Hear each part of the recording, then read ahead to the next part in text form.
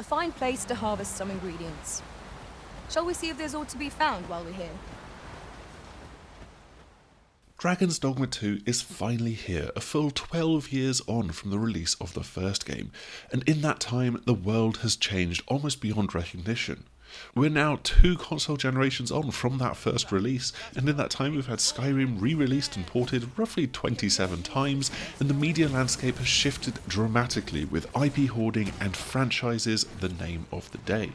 So it's actually quite novel to boot Dragon's Dogma 2 up and find that the title screen doesn't seem all that interested in telling you that this is a sequel. It makes a bit of sense though, when what awaits you as you set foot into this expansive open world is clearly so much more than just a straight successor to what went before.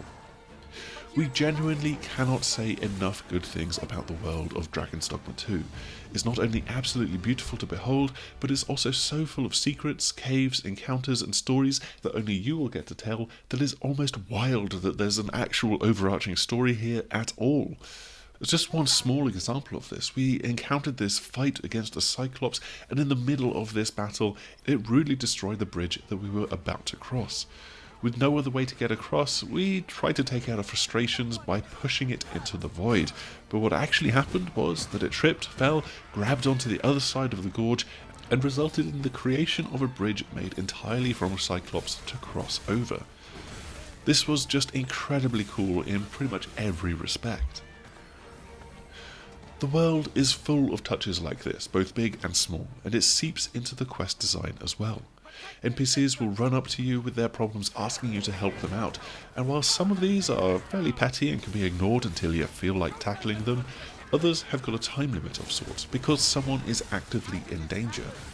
And that's how things should be, because time is real, and going off to spend 3 hours cooking spicy fish dishes when someone's life is in danger is just bad manners. We're looking at you, Link.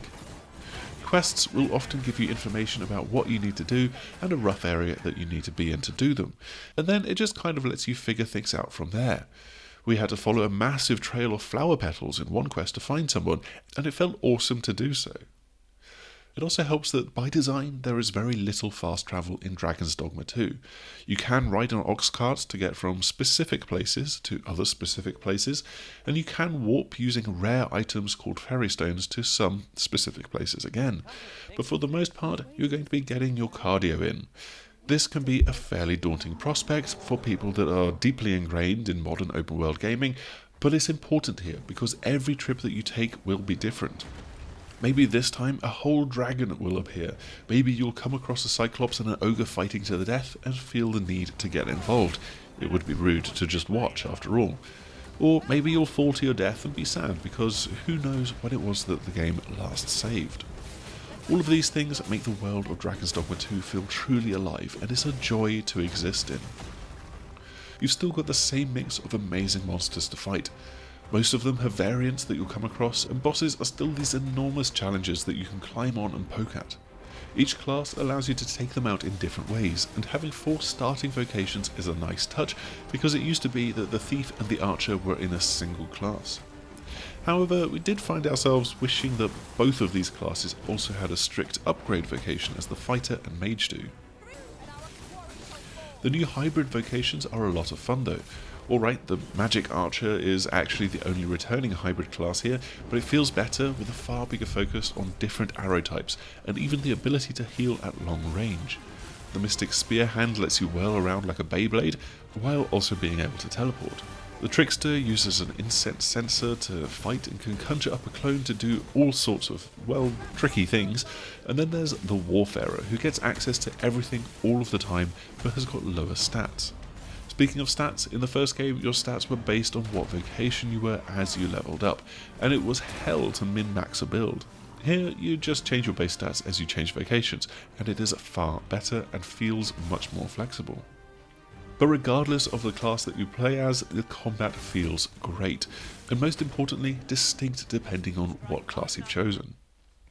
Fighting is by no means all that you'll be doing here though.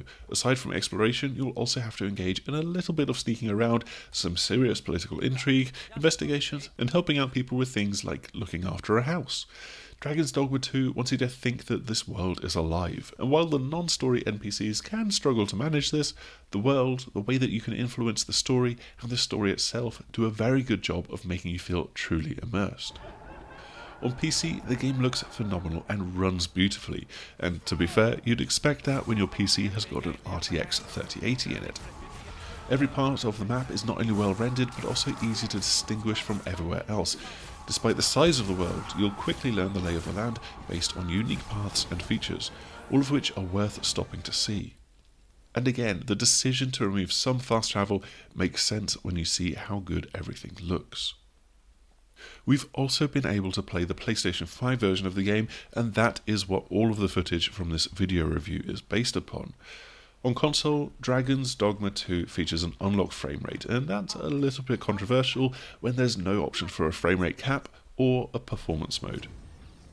Being unlocked is potentially a bit of a nightmare, but barring one bizarre session of serious frame skipping, it held steady at 30 FPS in the time that we've spent with it. And if you've got a TV that's capable of variable refresh rates, then that will certainly help to iron out any further kinks. There have, however, been a number of odd little glitches in this console version, not least the untimely disappearance of your pawns at the least opportune moments, but thankfully a quick reload to the last save saw them return.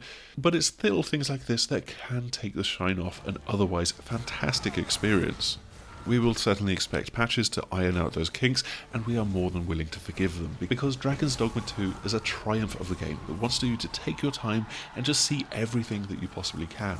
You'll be constantly pulled from your path by a new cave, a random quest, a chest that one of your pawns has found, random fights, and all of these little elements are part of the overarching experience. We simply adore this game, and yes, while it's got some aspects that might be a little bit too clunky for some, in our estimations it is without question an absolute masterpiece. Thanks for tuning in and checking out our Dragon's Dogma 2 review. The game is out later this week on the 22nd of March, and as you can tell from our review, it has absolutely been worth the wait. Before you go though, make sure to like, subscribe, click bell icons, the usual YouTube things, and hopefully we will see you again soon. Goodbye! Tis done. Not a bad idea.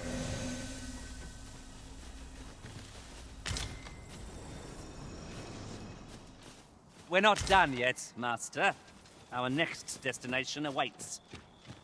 I thank you for coming to our aid. That was a tight spot you saved us from.